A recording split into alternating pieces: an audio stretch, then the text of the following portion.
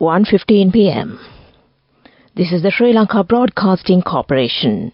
The news edited by Danushka Madhavala and read by Geethanjali Ramnayaka. The headlines. The Paddy Marketing Board is currently purchasing paddy harvests from the farmers. The Jayagamu Sri Lanka program, organised by the Ministry of Labour and Foreign Employment in Matale, ends today. Japan assures support for Sri Lanka's economic development efforts. Graduates will be recruited to fill in 3,100 teacher vacancies in the southern province. And in foreign news, the UN says at least 65 migrant bodies found in Libya mass grave. The Paddy Marketing Board is currently involved in purchasing paddy for the 2023 season. The PMB has received 500 million rupees from the Treasury and 500 million rupees from the Farmer Trust Fund for the purchase of paddy. From last Monday, the board started purchasing paddy, and 2 warehouses belonging to the Paddy Marketing Board have been opened to cover every district where paddy is grown. During the last 5 days, the amount of paddy purchased by the board was 904,202 kilograms. According to the PMB, the amount spent for that is 95 million rupees. The PMB has divided the paddy growing areas of the country into 7 zones and has opened 36 warehouses to buy paddy in each region, according to the board's chairman Buddhika Iddimalgoda. 241 more paddy warehouses located in 7 zones have been prepared for opening at the time of need, if required, for paddy procurement activities. The Jayagamu Sri Lanka program, organised by the Ministry of Labour and Foreign Employment in Matale, ends today. It was started yesterday at the Edward Ground in Matale under the patronage of Minister Manusha Nanayakkara. 40 institutes that come under the purview of the Ministry of Labour and Foreign Employment hold mobile service there to help people to obtain foreign employment opportunities. Large crowds are attending the mobile service to obtain various services related to the foreign employment sector. Following the commencement of Jayagamu Sri Lanka from Anuradhapura, all the programs held so far, including those in Walawaya, Kagalla, Kandy, Kurunegala and Poronnaruwa, have been successful.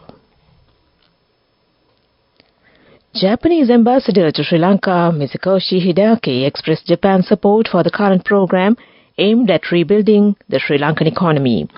Drawing parallels between Japan's historical journey and Sri Lanka's current economic challenges, the ambassador highlighted Japan's resilience and economic resurgence as a model for Sri Lanka. These remarks were made during his keynote address at a panel discussion on economic development and modernization with lessons from Japan, chaired by President Ranil Wickremesinghe in Colombo recently.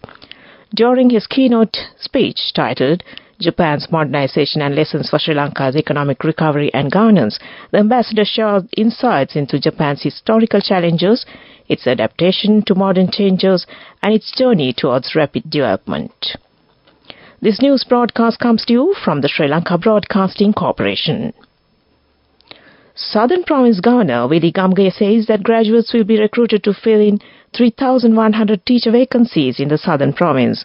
These vacancies are to be filled by next month.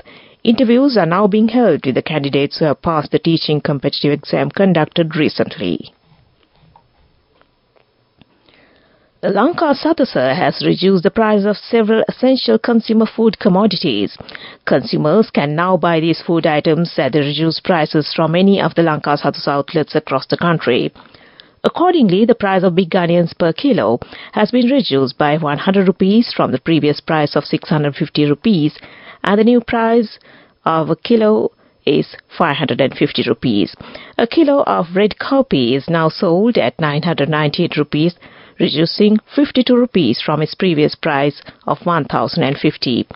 White cowpea has seen a drop of 50 rupees with a new price set at 1,100 per kilo from its previous price of 1,150. And that ends local news now. The main news story is brought to you by Sinhala Mahatmya. The Education Ministry will supply fibre optic connections to 1,000 schools at the initial stage for students to stay connected at faster and secure speed. Education Minister Susil Premjanda said that billions of rupees have been allocated by the government for providing fibre optic connections to 1,000 schools. Fiber optic internet is a data connection carried by a cable filled with thin glass or plastic fibers. And that was the main news story. The main news story was brought to you by Sinhala Mahatmya. Watch Live is brought to you by CIB New Year offer. Valuable gifts and gift vouchers. 25% discount for bank cards till 10th of April. Visit CIB today. CIB revives once always. In Watch Live this afternoon, the Colombo Municipal Commissioner, Mrs. Badrani Javadana, says nearly 150 dangerous constructions have been identified in Colombo city thus far. She mentioned that the relevant constructions have been documented, while the owners are informed to remove them immediately. And that came to you in Watchlight. CIB New Year offer. Valuable gifts and gift vouchers. 25% discount for bank cards till 10th of April. Visit CIB today. CIB revives once always. Coming up, World News.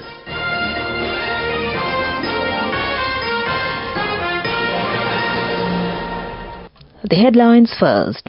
The UN says at least 65 migrant bodies found in Libya mass grave.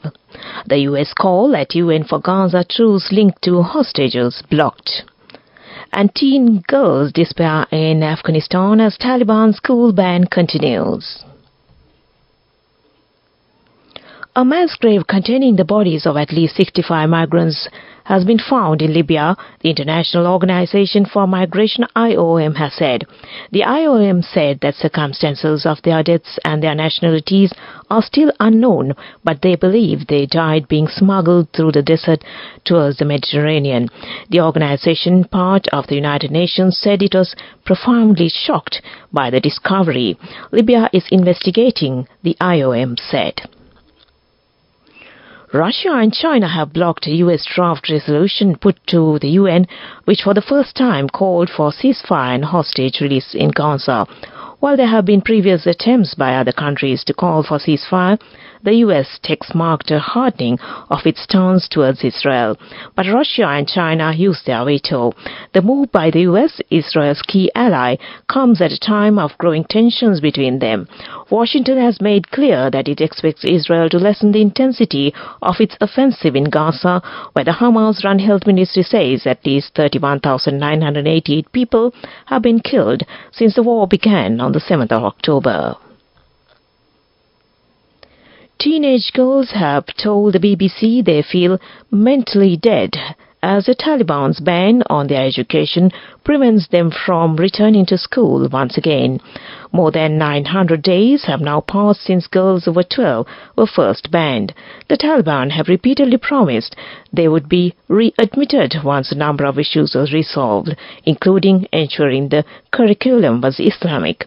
But they have made little comment as the third new school year started without teenage girls in class this week. Back to the headlines of the world news. The UN says at least 65 migrant bodies found in Libya mass grave. The US calls at UN for Gaza truce linked to hostages blocked. And teen girls despair in Afghanistan as Taliban school ban continues. And that ends world news. Development News. State Minister of Transport Lasantha Alagivanna revealed that foreign individuals seeking a driving license in Sri Lanka will have the convenience of applying for it directly at the airport from the 15th of April. Upon exiting the airport, they will be able to obtain their driver's license swiftly and efficiently. The Minister of State mentioned that the program to provide compensation to road accident victims promptly without judicial action was also started on the 1st of this month. And that was Development News. Moving on with sports news. And sports news, Shivam Dubey steered Chennai Super Kings to victory over Royal Challengers Bangalore in the first game of the 2024 Indian Premier League. Bangalore were reduced to 78 for 5 with Virat Kohli making 21 before Dinesh Karthik 38 not out and Anuj Rawat 48 rallied to get them to 173 for 6. Chennai's Bangladesh pace bowler Mustafizur Rahman finished with 4 for 29.